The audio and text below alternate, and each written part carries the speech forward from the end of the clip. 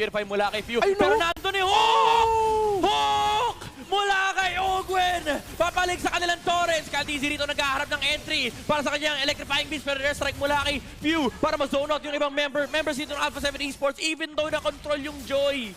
Wala kasing follow-up. Super Marco! Basta meron silang gold laner na kaya nila protect ang sarili nila. Yeah.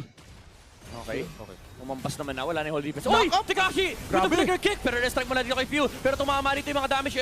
Eternal Guard mula dito kay Vexana. Pero gusto na gusta. Nasa pembantong unahan. Masakit! Flicker in! Nakadalawa siya. Pero mag-isa na lang siya. Naiwan siya ng Alpha 7 Esports. May re-engage ba na mangyayari mula dito sa Team Falcons? Kaltizi na stun ng Suyo with the Blade Surge. Huli! And mapapatumba rin si Joy. And si Super Marco naghaharap ng next skill. Naghaharap ng next na gagawing numero. Si Dominic ang naging biktima. And susunod siya sa ilang. Sino kayo dyan? And dito tayo huhok.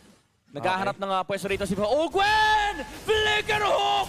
Mula sa Franco alongside the Bloody Hunt with a better dress strike. Tumumba kagad yung frontliners dito ng Alpha 7 Esports. Tumutumba na rin sila Tekashi, yung mga Pokes, yung mga Death Sonata, yung mga bala ng Team Falcons ang nagpapatumba sa Alpha 7 Esports. Naghihintay na lang ng minion wave. Kaltizi kumakasa ng pagsayaw niya rito. Tekashi, another kick mula dito si Joe. Tutumba na si Ogwen. Si Pero may Gusta! immortality sa may madalikuran. Pew, hinahabol ni Gusta na Gusta. Nag-proc na yung Wind of Nature pero hindi niya kinaya yung harap-harapang laban ni Super Marco.